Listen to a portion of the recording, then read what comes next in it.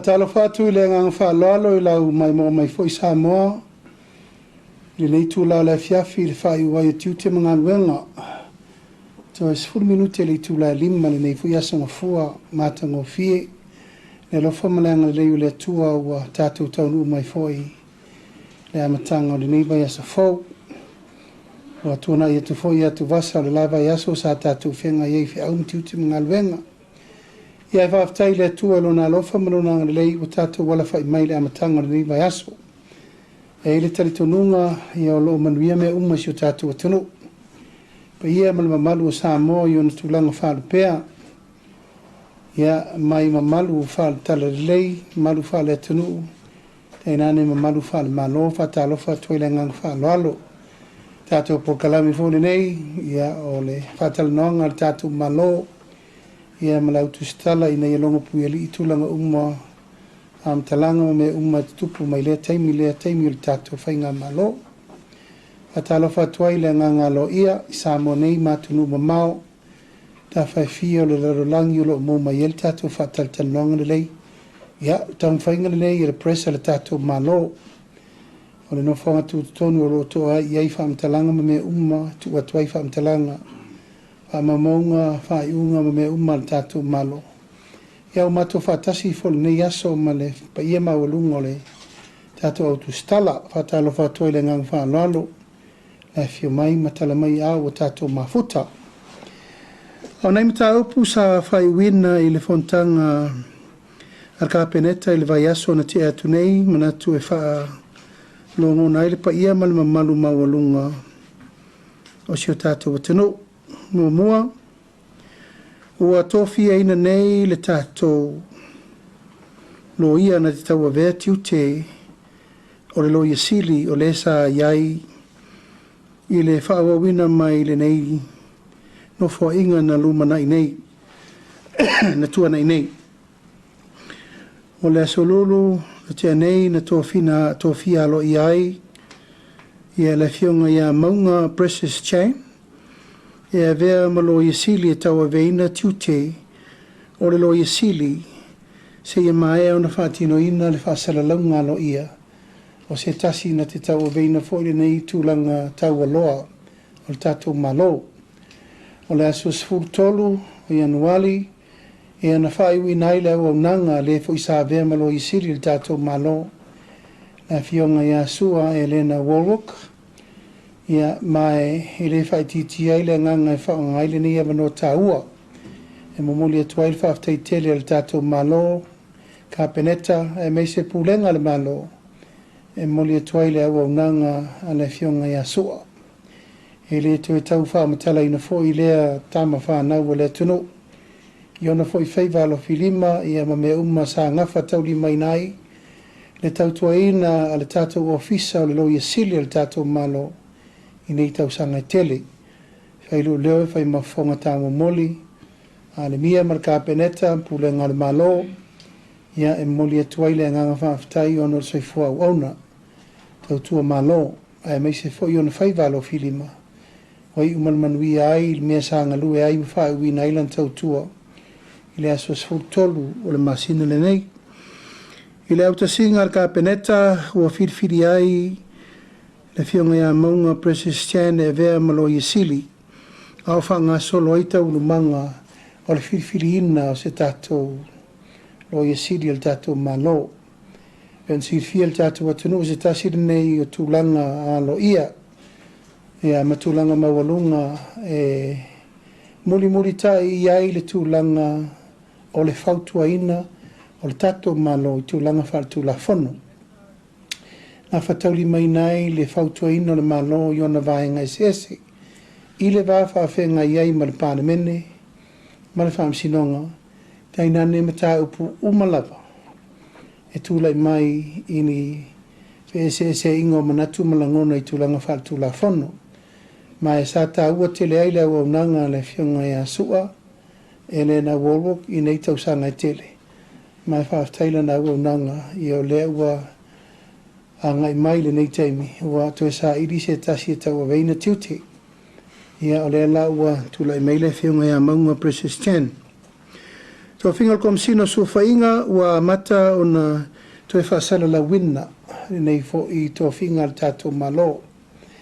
E taunu mai le tātou malo wa maea o na whaia isi o tō whinga.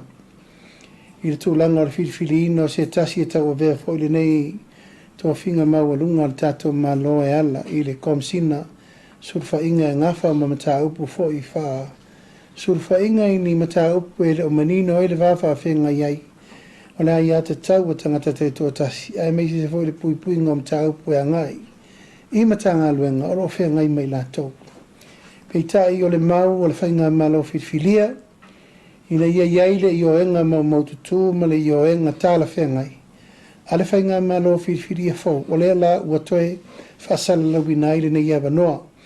Mai te tala fo i le awa noa mo i la tau sa apalai mo mo. Tala fo i le awa noa mo i la tau e fia apalai tūlanga fo. Ma te tala le awa noa so se tasi lava. O le mamalu o le paia tama whanau o le tunu o lo iailo la tau to mai a te otoa. Tūlanga o whainga whaavai, tūla whono. E ngafa tauli maina mo i la tau e fia awai ma fia avea. E matulanga komisina o surfa inga, ta tala le awa noa. Ma le whaua mata na whaasolo le proses. E la tu le tatou komisi o la whainga luenga le malo, le whiunga te tifono. Ina ia whaasolo taulumanga o le whaasala la wina, o le nei awa noa tāua mo le tatou tunu. Whapea fo i le tūlanga o le tatou hufuanga o le tatou su e tusisili o le tatou malo. Peon sirfia ia ua maea fo i le taimi o le fo i sa vea. Ma su e tusisili o le tatou malo le fiunga e fui mono a fele. Ia, e le whai titia fo i le nganga whaftai o le tatou malo su i fua wauna. A le fo i tama whanau o le tatou tunu o lolo na taimi. O asasa mailo na sa i le amataina i le tautuaina. O le tātou ofisa su e tusisili o le tātou malo. Ma o leo tātia nei o ngā te tonu o whiriwhiringa. E ala li stoe sa i lia o sesi a tātou su e tusisili o le tātou malo. I ei fo i ona whainga whaavai, o le tō whinga le nei, o le tō whinga e anga i sa o le tātou palemene. Ma o i nā fo i e whai mai e tō whinga i lalo. O le whautuanga le fionga le whangwhitalai, le komisio ngā luenga o tūra whantu mau. Ia ma se whautuanga e watu le ao mamalu le malo. Ia ona whatula i eila i o se tātou su e tusisili o le tātou malo. A tāua tele le nei tō whinga.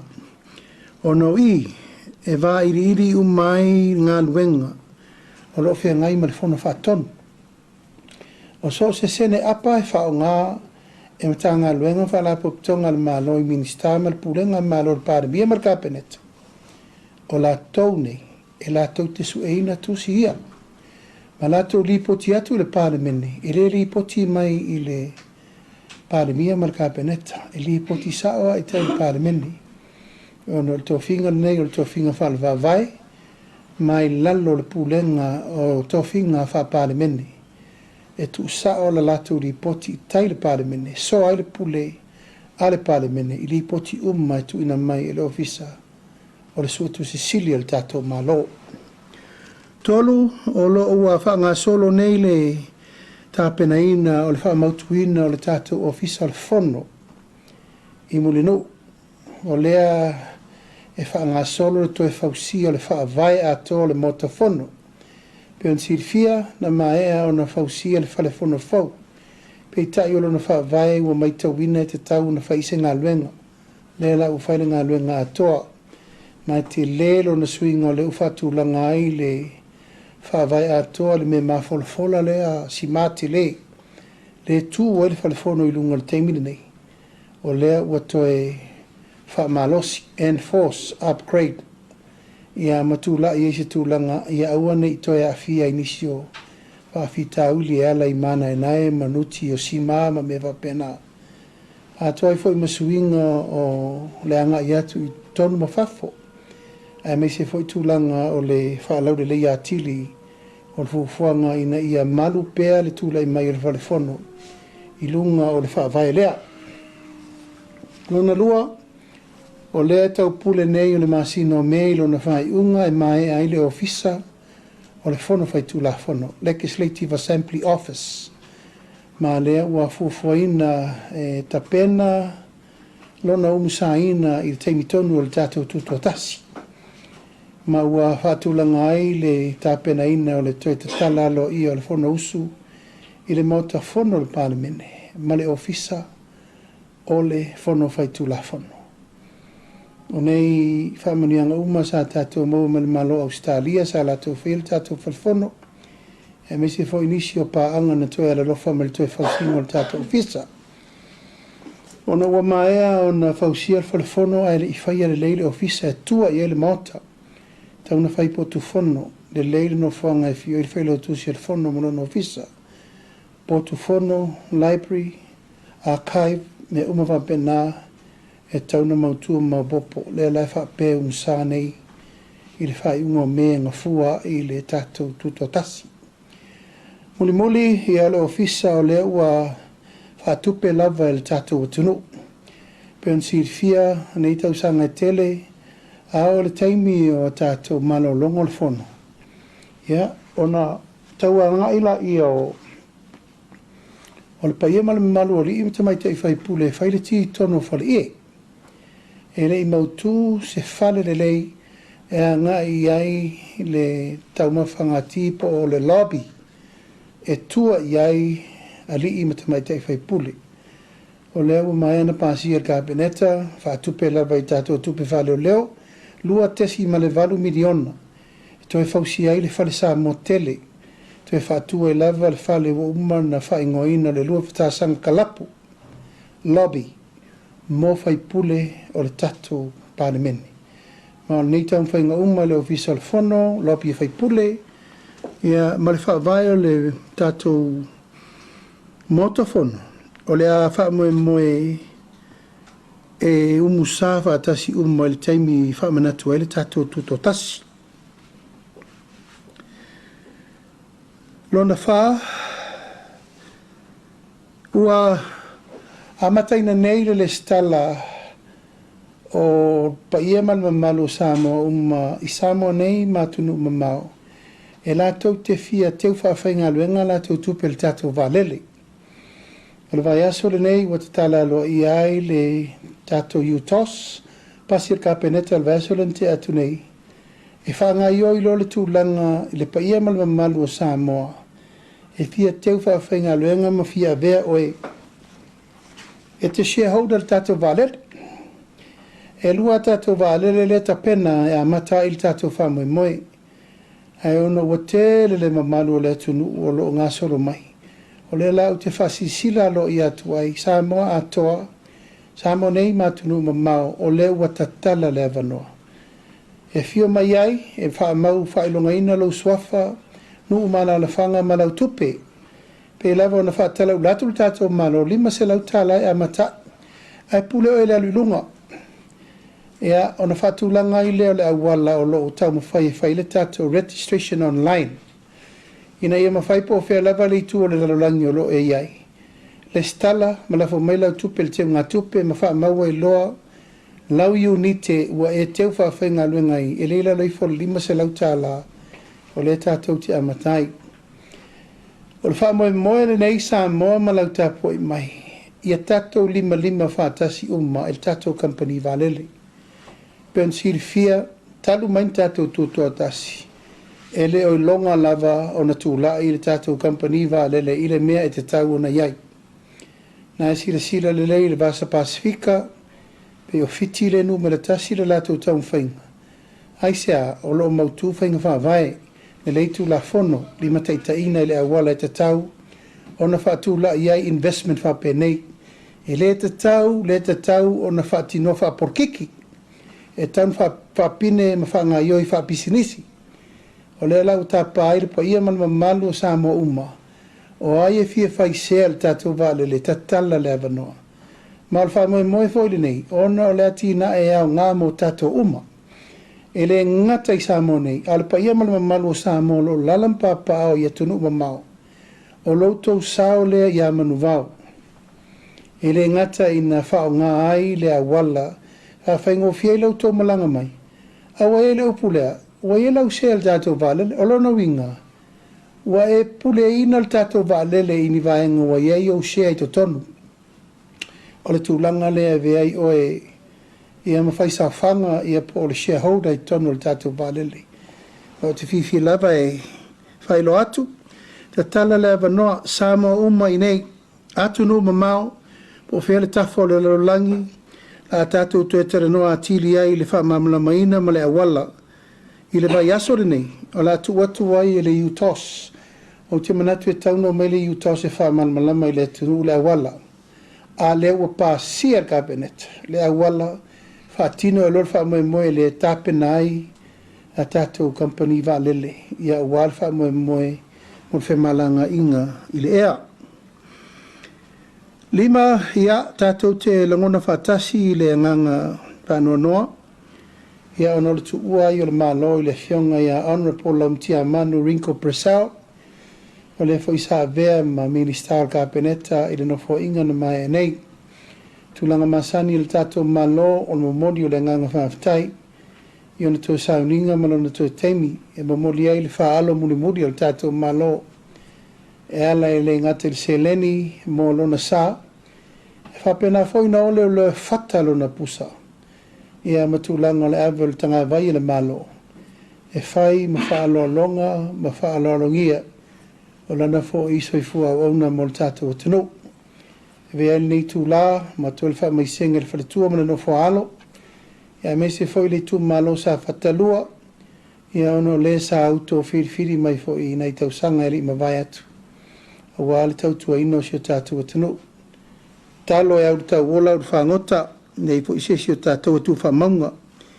Ia e el taltanunga, ia ua whamanawa le tua, aluenga le fo ia una hawa upu whai o malo.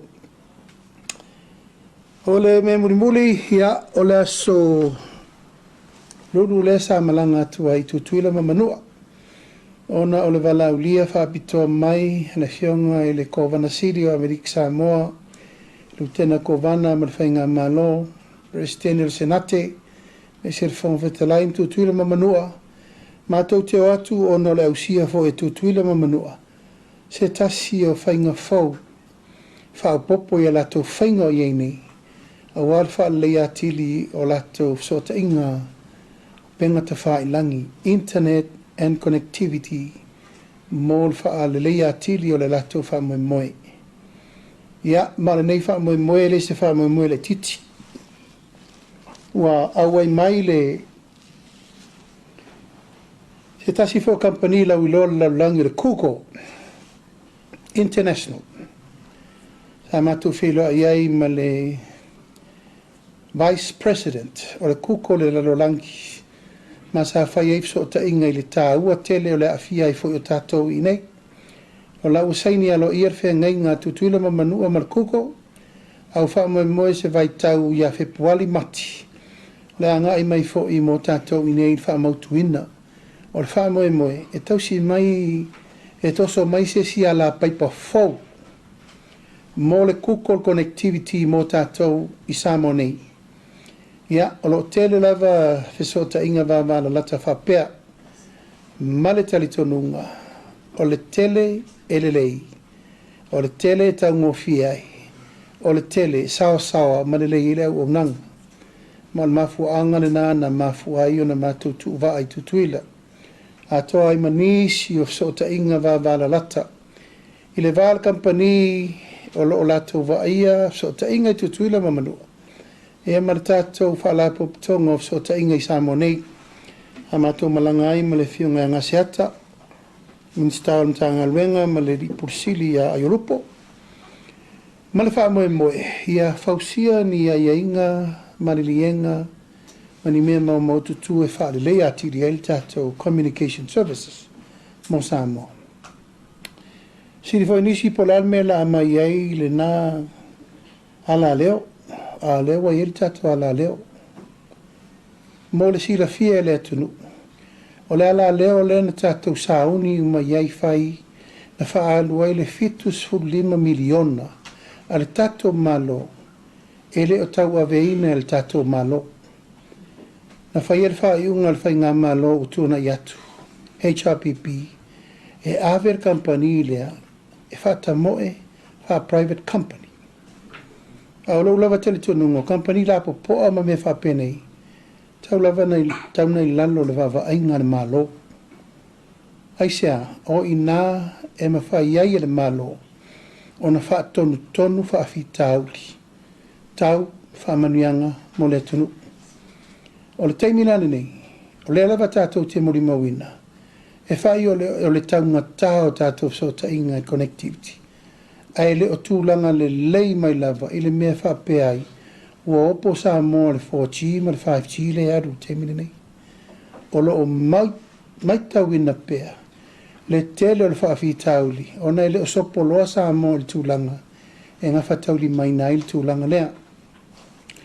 Mai a tonu o le toe toso mai o nisi o wae whaasara lau fau le tunu. Ia, o tire whai atu le kuko. Kuko is one of the biggest international connectivity company in the world. O se atunu, o se company sili o na tele. Lona wha tūlangana, o la tau e tirere la tau sao i tūlanga, tau so ta inga i lunga o penga ta whai lanki.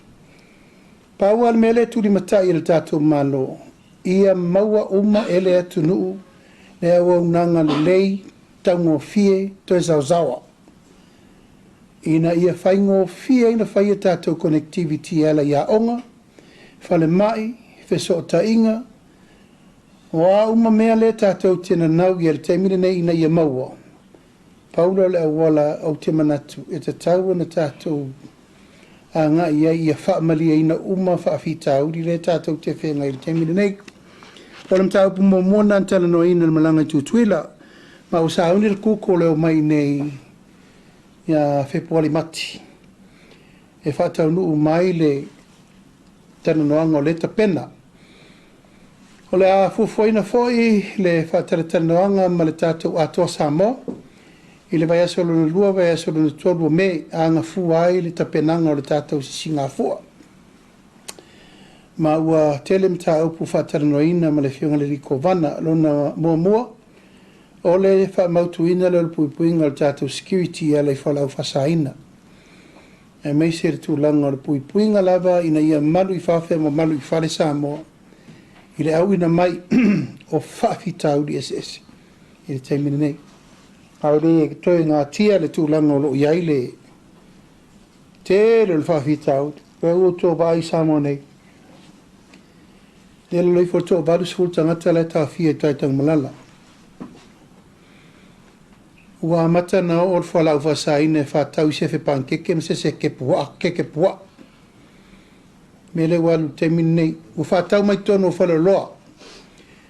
O mana u whatonu ina le mtanga luenga o leo. Tanga luenga o le.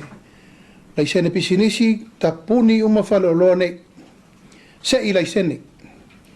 E le te tau na lato whaia nei a mionga whape nei. E watu laisene whatau ai o loa mo le manuia o lato pisinisi ma mea. A ua lato whatau ai ma o loa e le tala whenga i masoli al tu la fono. Ia, o tūlanga nā ua manatu ai le a moe ia sa tau pule lava ma le fionga le riko vana whapea fo i tau rumanga le tātou malo nei sa malanga whatasi ma le fionga le riko msina ina ia whaia ia inga whapitoa e le ngata i le pālele ma meo lo whela ua i mai ai ia tūlanga o tangata o mai aso taitasi. Ia le tātou astofias whaleile lea e anga iai le tūlanga le tātou waa le alu i tutuila. Sa whatara na ina fo i le tūlanga o tātou pēmita. E lava ua tala au lape sa masani na whawhainta i poti leo, i poti whulmai, e le tātou taisifuru aso fo i lea. Ia maolo iai le whamoe ia e whātala tu lava tātou taunu urmele o le free visa. Pea maali ei tuila. A auia o sauni mele whasa o loto sa mona lua. A wala meta o te pui fo ilanga i le tutu sa umatangata. E watu fo ila vanoa ia a mata na abuse take advantage a isi. O le so sa ma whilo i fifia ia ma le whilo tusi au o le tātou forum. ke foi sa be ma prestene o malo na ru e no o fa pito mai ma te filo ia ono le fifiria fo tato fainga malo fo tera no am fa so im ta uma e manui ai le vasa pasifika ma e langona le ngang fa ngai tiol fa va na mailo na temi ia sa wa i filo ai ma sa filo i fifi ile sole nei fa tino ia ile tu mau o le lango sa mo i mata upu uma ele le ia le vasa pasifika mo na taita tasi level fa fitingo ale anga ia mawal file mo nga lue fa tasi ma mawal tu langa o le feo o ya taita umol pasifika mal manu lautile na sa mo tato o le tunu na mo malai ele tuto tasi o tunu umol pasifika ma tau fona la mo sa mo ile tu langa o le fa mautuina o so tanga va vala lata nei ia tunu umol pasifika mai o le sa fa tau o ina il fono na ni le ofisa le so foi na tau nu mai ai le pulenga al tato stakis mai Amerika Samoa ia ele ngati o se tasi fo di company o loa lana nga luenga le lei mo Samoa ela le awina tu o tato tangata whainga luenga mo Amerika Samoa o lau lava mau e siri atu le manuia o ngā luenga whaavai teimi i tutuila ma manua nei lo se si ame o le lalolangi mo mua e le leile tupe Amerika tasi tupe Amerika i o e la lata le tonu tā la lua tā la ono fitu vat unono winga i le whaatu sa tuaria tu lau lava tupe Australia ma le tupe New Zealand al tupe Amerika e te le lo na currency exchange currency mo tātou i le ngata i lea ia o le whaamautu ina lava o le ngangana tata Samoa ia malatu langa le sotanga no tolsu minute e le mamau tele atu alatu ai tutuila peia o lai Samoa ia alatu le Australia ma New Zealand e latu fe moa ia tole mea asu solo fale kalapu ia mataunu i mesa le masani ai tātou nei se mal fai unga fai le mese local fal pui ale o le na ia tu lou lava ua whano le ala e tau te vai e leila loifo luaso mon tupu tino mali liu o mantu e whafo i mal tātou atunu tiutu le malo fautu atu ia e meise le tūlanga o le pui ina o le soifua manuia soifua lau le lei o tātou tangata ia le lana whai wina i fo i le fontanga le ni aso mal tātou stakis le nei pulenga atoa ia mal fa moe fono fa pito mal kapenete le solulu e fono le tato pale mene le swataiao o le ua fa tulangaina le fa moe ia e fa ua wenga le tato pale mene a wal fa moe fono uso Samoa tulanga masani pe ona i pe tato fono tanga ia so mamasina taitasi ma la fa tulanga i pe le tulanga le fa moe le na ia wha wau pēr le wha ngai uina o le tātou pāremene. Ia me se fwoi tūlanga wāle tau e veino ngā luenga mo le pāremene. Ina nei fwoi masina. Ia, na manatu lea lau Tusitala o tātou whasisilanga na. Manatu o autou malamalama uma. I le tu e tau whesiri fwoi sesi. Ia le uma malama lo tau whina ngalo wāle. Pa mo e mo le tātou ngā luenga. Ai mo le atu le ngang whaftai tele sa mo le ne fiafi. Ia tau ave me ina o le tātou pokalame, ala tātou talame whasolo. A whatu lava no, tātou au Tusitala.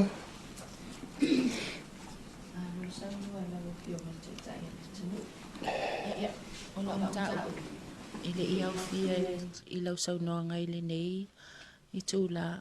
Ai o teilo la mta upu whamolmole lau fionga. O le tai au ana le lasa fono ai le tu malo fasale le angai lua. O le ua mautu vo ila ia le fai unga le ale tu malo atoa sa mato au ai tu ai. E le mana na o ila fionga ia mangele se katifia o i e avea matai tai fono o le ofisa fono fa vai o le tu malo la o fionga. Ia o le unga la le ua taatia ia le fina ngalo le tu malo o le ua manatu o le a savalia mai lau fionga. Ia e mamoli mai foi ia le whaaiunga wa au tasi ia i le tu malo. O le fesili la lau fionga i le taitai o le atunu. O le asau sila ia i le mata upu le a whaasale le anga wha molmol. Leu te loa uma o na sau no manino ia i lau fionga i le vai aso o mawai. Ia e pe wa ala o na toe fesilingia o na o le asa whai le fono le tu malo i le taia o na lila wha molmol. Aftai, o le mea siri ma le tāua. O le la whapea mai mate whiloa. O le mea mānei ele nā. Manatu na ona whela ua i au tala. Ai le iese teimi a fio mai le pai o le tu malo. E wha malama atu fo le pito le malo.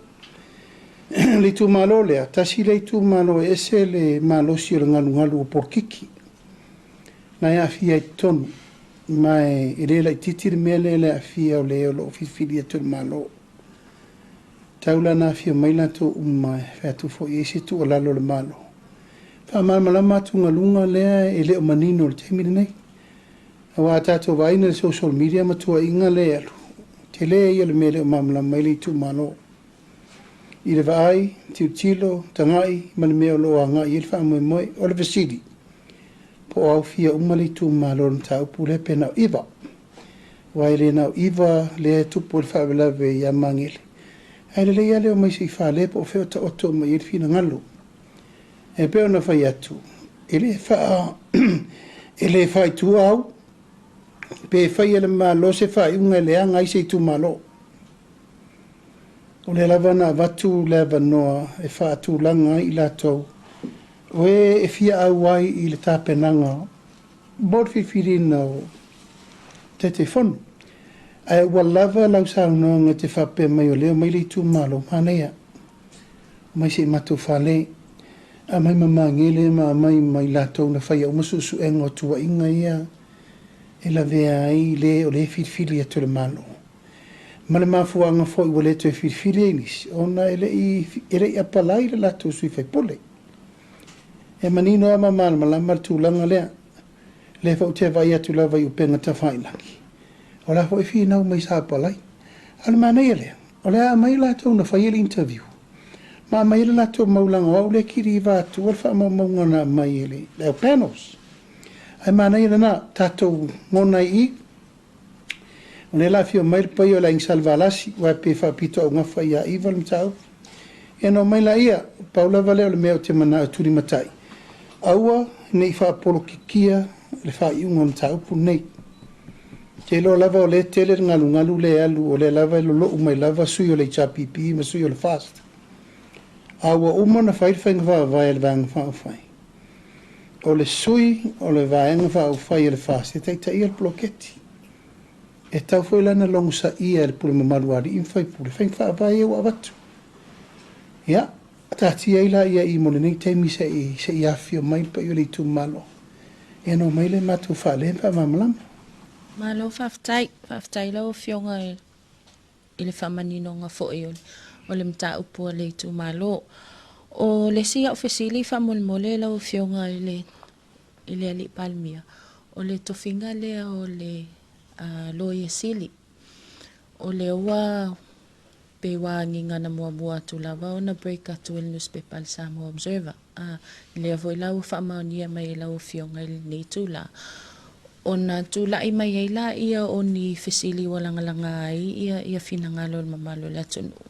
O na ile o toi na malaina. O le afionga ia maunga, o se tasile o lo ia sa tu malosi. Mo mata upu tau le whamasino ngā vaenga wha uwhai al whatuatua i le atua Samoa o tasi. Le ua tō fia vea ma lo ia sili. O le fasili lau o tū lai mai lau fionga. Ia, po o le a se pe whapewhea o na ensua e lau fionga. O le atu to atasi ia whai unga whai al tamaita i ua tō fia vea ma lo ia sili. Ia ai leo lo o manino lava mai leo toi nā tia foi. Ia lona awai lea i le tūlanga lea i le whina wina. O mta upo al vaenga wha upo whaia o le i tōwhia wha monmori. O le tōwhia ino le loia sili.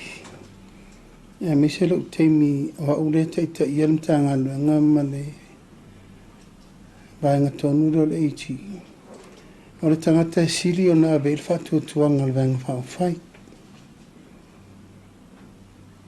A whai e te fatu tuaina se tangata o le na tu malo o le vaenga whawhai i ana whautuanga whaal tu lafon.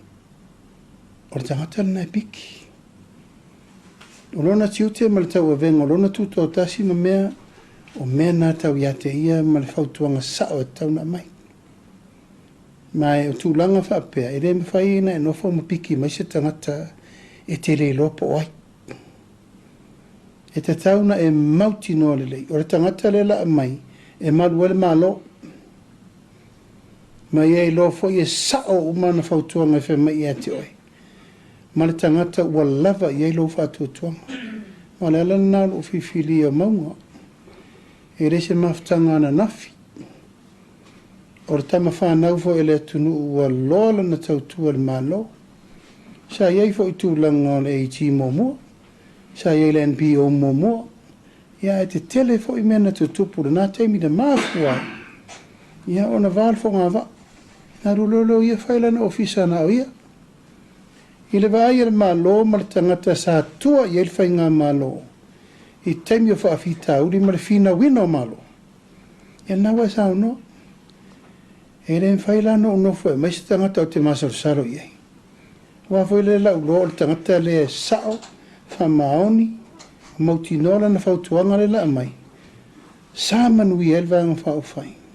O leo o se e male malo. O lona winga, e le aisa na whautuanga se e mai le malo. Ma o lo ulea tere tonunga, e la vala ai ui eita o lumanga o me uma, whamoe moene na o le tangata e whaatua tuaina, e le whainga malo. Sei whamanui ai lau whionga le ali i Palemia. Whaaftai le atua wa tali o mai whanua lau, whainga malanga mai tutuila. Ai o le whesili mo lau whionga. Le awa momoli atu le whaipule o vaisinga no lua e tau wā mo le whainga palo tala i titi. Ai le ia loa ia le whaalea o ngā ina o lona no fua il Palemene. Lau whionga was furu tau sanga o avea oe ma whafonga whetalai. E mawhai ona whaamanino mai le proses o le avaenga. Whaamanimole lau whionga. Ia, nā sao tau si le fia le so tō na ina mamoli alo i atu ai. E whionga motu pua Henry. I le vaenga whai, whatutu i le tusa mautasi. Ia, mai e le se fufuanga na whatuatupu nei. Malol palota, anga i mai sui tuto tasi e to lua. Mai singano no mela lua. Mal sui siumu. Na mana na o loio mai loe e join le bang whawhai. Sa au ta fia. Au na ilo na mafu anga se iseto le leile malo. Mai ia yeile te misa o le leile whatulanga i tūlanga ia. Ia ingol tula fono tu mau. A whai o le te tuto tasi. Awa e mana o lo e sui lau pati, o lo awa noa tu la fontu mau. E ei o na ulape. O lea e whaatali merifono o marol tato press conference i o na walore le whaatali merifono le. Arvanga whai whaatula inta upu le te fsili ai. Alawa ia na malamlama vere i whainga pong saa ele. E le whionga re li whai pule lana whai unga. O lo na winga a whape o lo na whina ngalo lea. Te loa e ilan whaamba vaenga e whaitai au. Nā wanoa ile o lono na fōal tūlanga lo ia. Mai o lo whaatali nei a mai anil tātou whono tala noangala nei tātou press conference. Ia nei loa wiri i rela i on tā upulea mo tai au le whionga le whongtalai. A lewa mai ana whaatino lono whina ngalo. O le whina ngalo le tūmalo. E sauloa i nei. I le whaaste whaatulanga i rono tō whinga. Ia ma avea lo matangata sui alo ia. E le toi umain mele o sa whai rungo lau papo whepunga iei. O i, e mauti no ai le tangata ua sangatonu rono hina ngalo. E re maa ngalo pesu a lua pe ti e rungo lau pa. And don't go where the tree falls.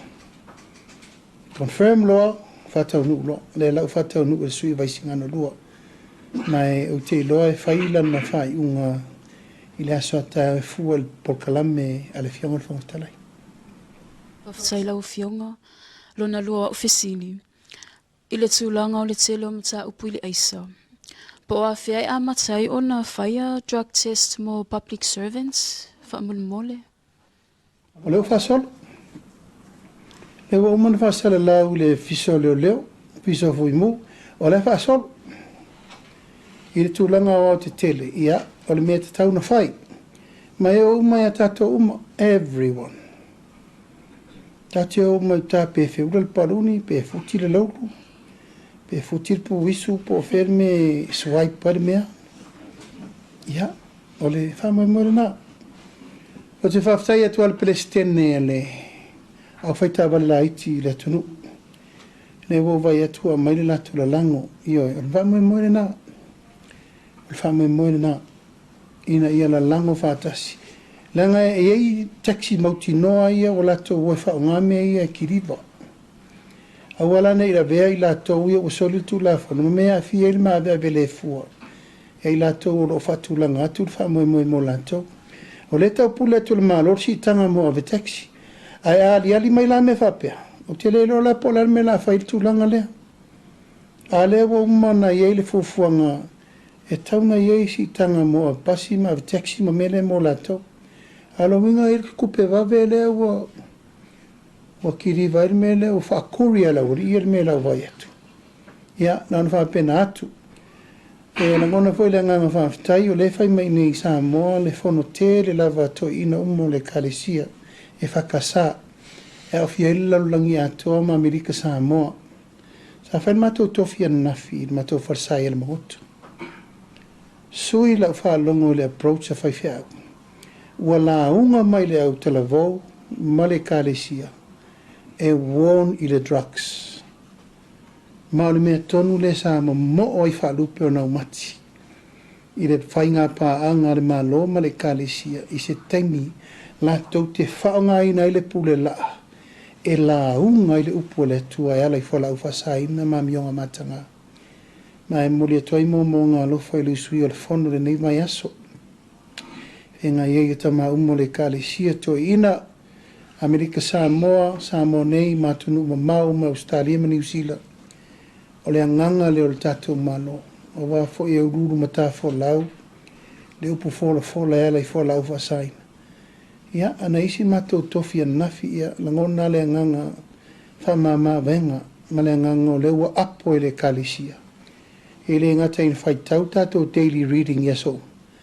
E tutu mai e la mani mea lea e tu langa le au whai keke pua ia, ma le au whai pankeke ia, ma le au lava vale ia, e whai i whaala whio e mele o leo. It's bad. It's really bad. Ma lo whaptai sau noe lo fionga. I whapsile tu langa leo leo whasalawina e nisi fo io, wale si whasalau le filfili o le tofa a pule sutu langa i le tofinga le sa iana nai. Ai se mai o leo fo ia mai tau atu ele o ele o afe le o saunanga le fefi nei. Se mai se saunanga pe whamaunia le tu langa le. Mea ni tate popole ele mele le tala oso, tala ole, a vore stala. Ele sa ole a mau. Ole loma la fatal tanonga pesta to sisira mai. Pesta is next on the line.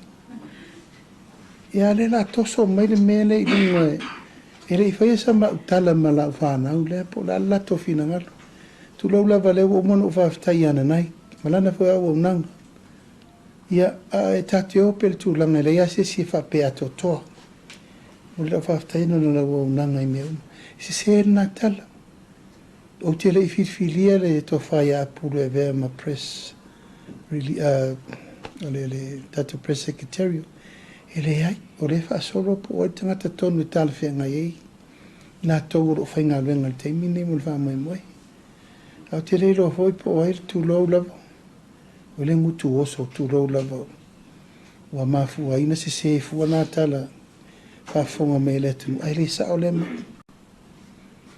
I le vaenga lava le ua e sao noa ia i ono le pe e e liki mai whamtalaga. O lea se silsila lo whionga mani. Po se tō wha lo whionga le mele o le ui mai o whamtalanga ia le pe e liki mai tua. Au tangata whainga le mana. Ia, o lo o turi matai pea. O lo o turi matai pea le tūlanga le langai maane ale le tūlanga le mo le tunu. E o atu le e pu e mai le au main distributor i o le drugs. A mai ala tō telefoni. A lai to tonu le Warren no usaini e pu e la tō. O la le mena. Internal matter.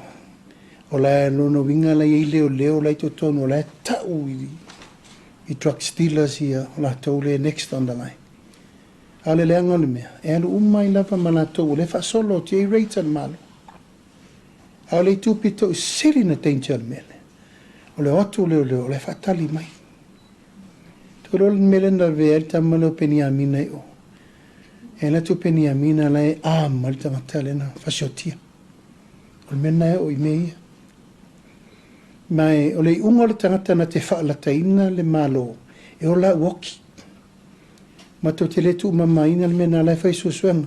Tō lua nisi o leo lau whaisuasuanga. Awa ni whapesa si le maua. O le telefoni na transfer ina i le mail telefoni al tangata lea. Lau maua. He will be out soon. Ma o tangata ni, taunu moria ma ve kaloka. Whatever rank they have le viso leo. Tangata ni, o lo lato whaia le lango ino me se le tunu. Ma leo o matei tū le leile o viso leo i matua i focus le leile mele. E danger mo leo umawela whana umale whawe ia. Their name is on there. Because they are restricted, armed by the police. Alana le mele wai, wale ma se me toi malu. Le foi matei tū lava i lato o lo whaia le mele o le mama i tū o mele malo. Le o whai atu o le tangata na te whaalata ina le tunu. E o la wafu. Mai le se me fau. Le se me fau le mele mai... O le lava turi matai po lale au wala taun whaatontonu fo lau ai. Ai ei ni suinga mani mta upo ngongo. Tato forum ni. Mai tō fisiri watu lau tali. Wha mama lama wha marino. Tasi ai leo le mea saol tala saol na. Ia leo se uma le mele tupu matua. O le ai le ufuwa se tapu le obsevo. Le whai ia. Ia. Tu wai pia lai whai pia. Hei ama se ngau alofa ngau le ngau matau al mele sa. Fai foi whamtalanga, fai se sini. O manula i al malo leua e sau noi le whewhine i ato lua. O nisi o leo fau po ni leo tuai a po ala fo ini. Tuai. Some of the trusted people se i maua o te whaalia ingoa. Mai sole. Ana vela o whatanunga komsina suspend. Faiso suengo. Maua, charts, whawhalpui pui. A vese manatanga alwengo. Leta tau unta intangata whapela tu te whaalataina. Intanga alwengo le leo. It's dangerous. This is dangerous. Tolo melena o inai tama mo inisio malul malo na mali liu. Me whapea, e atu os whainga lau whatali mai. E whatali mai na o lima le ai. A tali mai ma upenga lana leilo lea, upenga atu leo. Oila le pito i sirio na leanga le temini, o se leo. O le sao whai to tonu, o le mtanga luenga o leo. Ai ona whaalata ina le soifua o leo atu e whainga luenga. So I will, oh yes. O te whai loa, ma le whaufatu te le toe alo al whaalau longa o lato, umanei whai me varea. E lawa no whai atu, whale o tangata me tautia. Tautia. E ua avela o whatonunga i le loia siri faule i nei. O i tā vale o i whale tupe me umata sei umamai. Tupe palpala nei. Na e ola ma whai lato sa o tonga i tupe le tunu mei e tauna mai lalo le malo. Te i longa paulo la o ingo tangata nei. They fought Samoa is a free nation for drugs. Le ai. Aua leo lava vale le mele tau te aru te min nei. Oi la tau e mai e whai anga whapea ma sa loto. Sa mo le tunu sa loto intangata sol tu la fono vapea.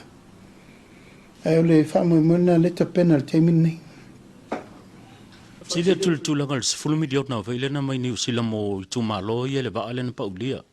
O lena ia se fina ngalo se tasotina fa pisinisi mai la fia nga taftoala.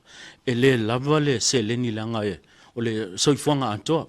A lena ma ua I whasalonga mai le tio ni usila. E na o le fulmi diot na talo sanga ina. E le whainga malo lena se mwaya tunei. Le fionga le sa fa pito. O le fesili le o fionga ye le tō whalo o fionga, o fina ngā loa I lo fionga lana le wai pale mai. Wa lava lea se leni, po le sa idi abano mo, nisi se leni mo li, wa langa pia o le o langa anto le la a ta ia I manai tangata ia le a fianga le. No walu ai tuai ta fito ala, e wa ai le tina le na sawe whaali mailo na ngau le malie. Ona ese wha manu yanga ali tu mano, ia la tō wa fitu langa tau ngota. E se whamanu ia ngali tu mano ia whianga pisinisi. No wale wailan pisinisi sa o le. Te lele a whianga. Mal mele whatulanga le malo. E se whamanu ia mo tanga taito tasi. Se whamanu ia mo pisinisi. E la le utua mamau tau na whaalu mena nei umal masina nei. O mana allocate lei every personnel. Mari tangata matua tau tamatiti pepe. Lau vai. E o voi lai tu langa I pisinisi. La whau vai. E a fia isi umu ma safata. E mātou teo mai te tonu. Whapertala na 10 miliona leo umana negotiate for now to start up the negotiation. E na mawhono ma Winston Peters o le ministare na Foreign Affairs. Na utar sanga ia Winston Peters. O leo langa atoa le la no nofo I tātou ma le vaa lea. Tauna full compensation I le mea tāna whea ngai. Po leo mai tua e wesel la tō waa e whaise a wala le lei. A wani te le isa a fianga mo le sisio manga. Ne lai wha solo is whatara nong. E istu pe muri mai. He assure me this is just the beginning of 10 miliona lea. Ai o mai whai ngā malo I te tonu. Wa umana whai ngā whono ina le whai ngā malo le fionga sa whabitu. Nā le 2 miliona e ave mo sa whata. Ngā tō mai lo sui whai unga. Ave uma le 10 miliona mo le tu malo sa fata masi umu.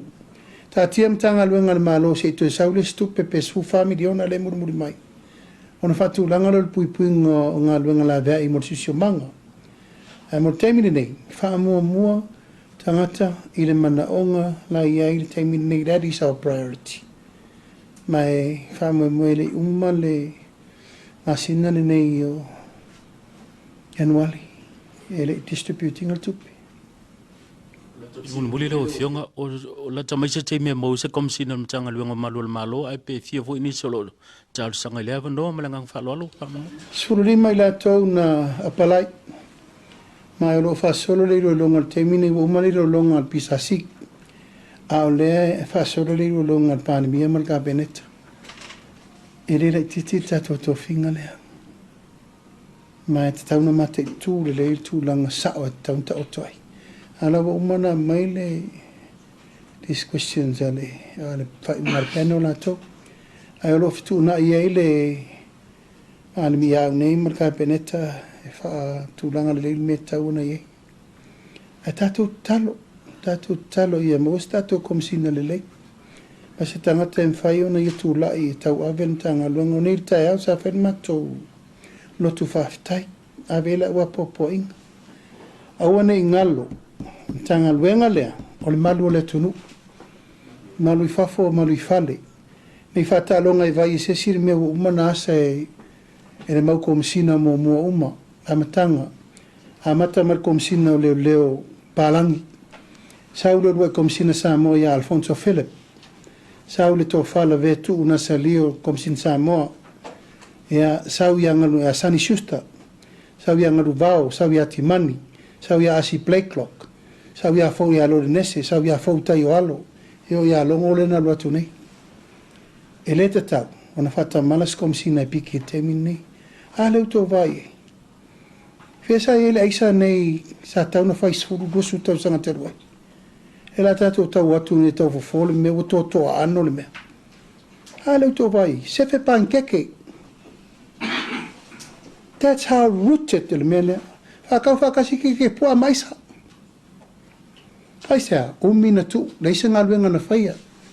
Nei se o vai po la fai unga tauna fai. Ai se au whataringa toli. Ai ni se o susuenga na mai o afia ni se o malo o mai. I reto e tau mua alo la ufai unga man mele ufa solo. A mai umai lunga se tato va vai lango i le e le e fai ngā whai unga lo fiufi. A le no mai tau wina, sfurtau sanga te alwai no o mai li poti. O no winga le se mea isi minista mua sai lo fisa lo na fai al mele. Na ona pepese u malo si le isa lala to mena fai. Wati reina poroka aisa la tunu. E le lau tato vai e, o i le la mua. Sa o le si o quarantine. O i la mua, sa o isi o tiute, sa o isi o fea. Leo, ma watu isi tulanga tofi o leo la isa uma. Trucks. O le lo loto na me le tato voi. E la tauto mafiti e tu nei. E tato ono sai pea. Somebody has to sacrifice and start all over again. Le foi mai tau watu le. Falea, i se va vai. O la wa fa mota istangata i o mai tau nei. E le to e tau mua alo le malo. Fale o loa umai ana fie kiria se uma. E watu foi la vanoa le malo e fai e ati na ema me uma. A leo mai tau watu. O i la le. A o ia mai ita mai tia onga. O ia mai ele atunu. A se va vai me le faini. Le ti o te pasi mai si tae o i tangata o sisiva o fale kongu fai ai rumai. Ya, o le mela le. O pei o le tano ava. Wa umatate o tano ava sa o eto ine fai tala ma upo tano ava. A leo kango ava i aisa. E le to e tau mua alo le mano. Whaftai mo lewa noa. Whaftai o lewa ma ua tol te leo waenga sa fifasili e lewa mai e ona e talima e sau noa ia. Tasi alala ta fasili wha mole mole o le koko. Waenga leo sa tau wanga e tui tutuwila whaftai o le mai tau watu o le amalanga mai nei. Ai o le tūlanga le tato submarine cable. O ia se wha moe moe le malo e toi au mai ia le submarine cable li lalo le malo. Wa ele ngatanga le malo e o lava i customers o lo complain i le service o lo au mai e company nei e lua lo o whatinoa ia le whamon. Moli mau o tau. Moli mau o tau. O al tato internet. O le ale coverage le sa mo. Moli mau o tau. Ele e whatu e na o se tala. Witness o tau. E ale tau o le mele. Ele uman whatau le teita e uma. Ta uma le 4G, ma le 5G. Is that real? O nei le so na o whatonu i nailmin staff so ta inga. Na talo le fono whabitoe o mai shareholder ia. O Utos, o le nupi wha, e ma life insurance na Samoa. O la tauna le wha pe le shareholder i. E ma le Vodafone, e ma le Digicel. Se mai se tara no po fere ta tier keipo lea. Talo o na wha vael mene nei lua fesu valua fesu iwa. O tele iwa ai wha atasi wha sui o pale mene i se talo se tupe. O le tato keipo lea. A whape foi la le mai o na whape o private companies. E tauna mai lalo nupi wha po lalo le life insurance po lalo le Utos. Le la wa mea umo la stofi vaso ne whai mato fono vapto. O le whai ungol mele nei, toi wha foi mar keipo le lalo le malo. Se ser wha upunga, se ser wha utautanga na whai ei. O le whai mai e leise malo si ango le malo. The government has no capacity for experience to run a cable. Ala la mena whai ei. A mena wha alwe le malo, o fitu su 5 miliona e ti velo per i cable pe wha pele i loa le malo whai. Ale wa umana avele pule tangata tu lau lava. E ia ala wali ile au service provider ia. E sa fa fai lunga i ole o sei alo to sa fa fai le retail. O la fa maoni o le mea. Le wa umana avele au fato nunga le vai asore nei a nei. Min staff so tainga o ea umama i ame nano mai lai whailfono. O ta pena le pepa fa atu la fono le malo. To e fa fo i mali keipo i lalo le malo. O ma foi no fato nua le asore nei o vai uma mele sa il post office. E mele sa il telecom service o to e fa fo uma le fale le na. E ta pena ile so ta inga e tauna to e mautu mai tato telecommunication. E vai le se tato fale. La wa ave le Vodafone le fale na fa tau ese il plus sky. A vatu el tato sa ke liti a vatu e ma ese tu man malo. Whaatau plus Skype to whaatau le Vodafone. Le se tato gateway. La wai fiti le mea. A tu sa meme whaapel tato telecommunication. O tau sirfila o tau temini nei. Cyber security and cyber crime should be the first priority in malo. Wa fa wale to malu tato whamtalang. Alfa mo moe le na e to e fo i mele malo. E wale mele le tato digital TV. Tu low lava. Tau fo into e mai lalo le malo. Fua mai meia o a seta le malo. E controle le malo le tau tala whea ngai ma le lei mo tangata. E le la walu temine o tau a whaotinga TV1 le paying o tau meo titisa. I le titito TV. Tau mata mo o tau. Ona, tūlanga, bisinisi, private. E a mai al tātou wa. E a whai al tātou wa whetau stau siai. E whapela tau ti tai tere na rinta puni umai in the lock system. E ta tala i fo le titito. O le anganga te tauna u le malo so sani moto. Whaftai lau whionga o lau whesili whamolmole. O le mta upule i le tōwhia o le whionga i a fui mapu au.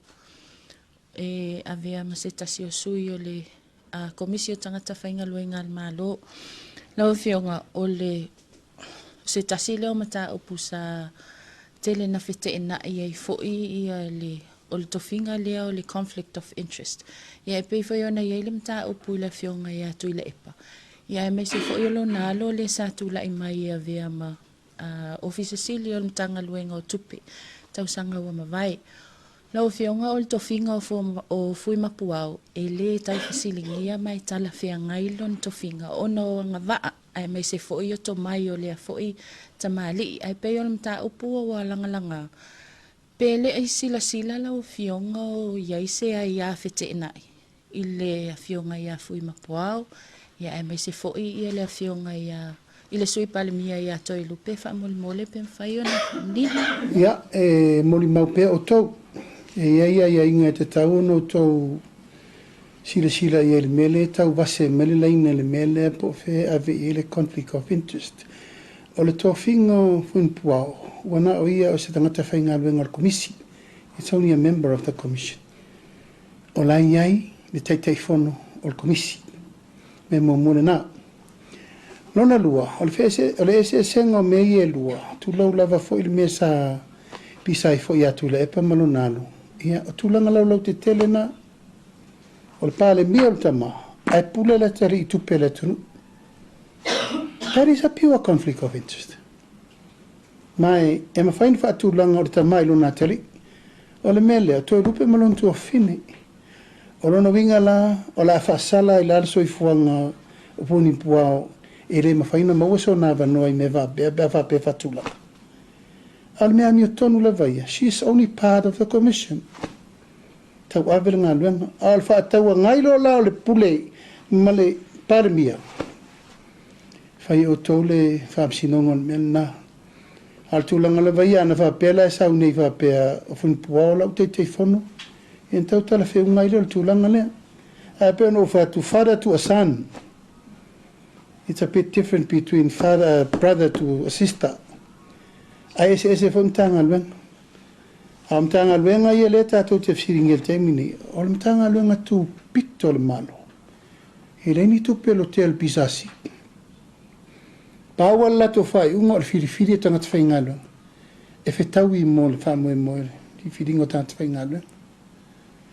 Fsili muli a wha muli. Fsili tutulu.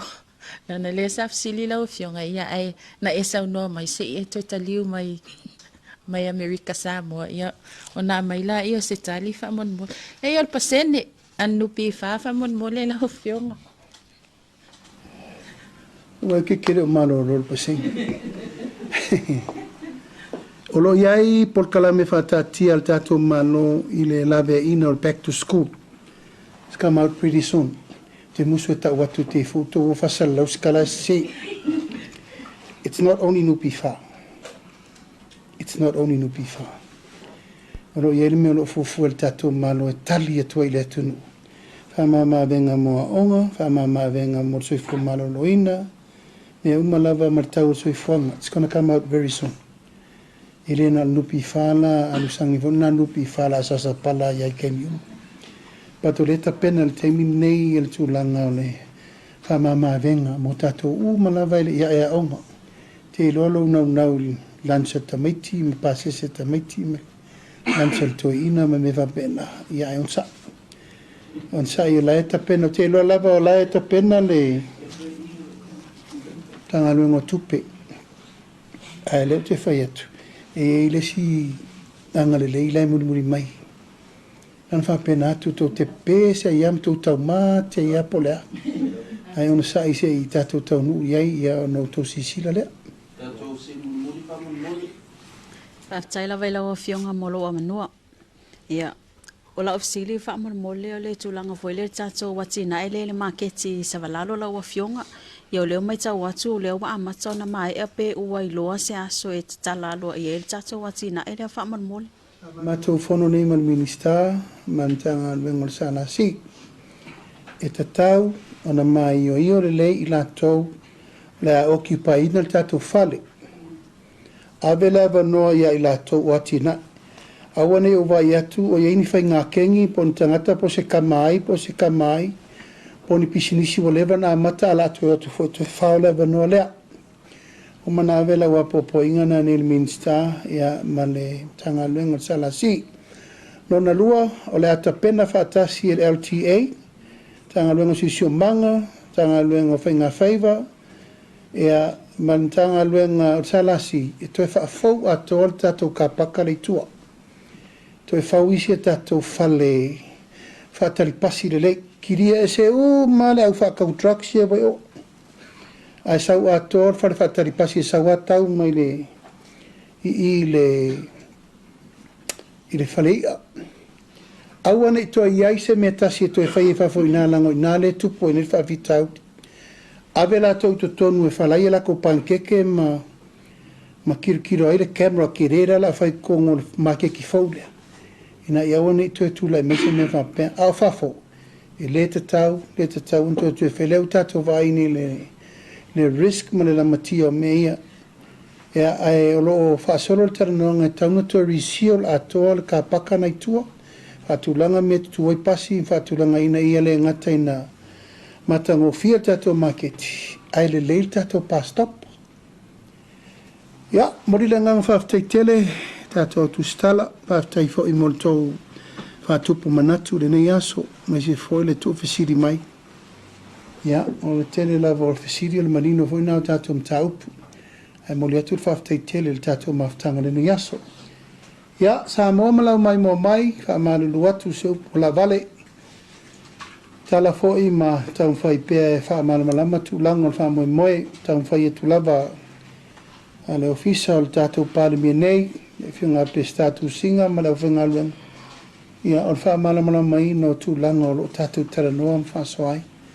A tu talo i le tua, las falile a sau nei.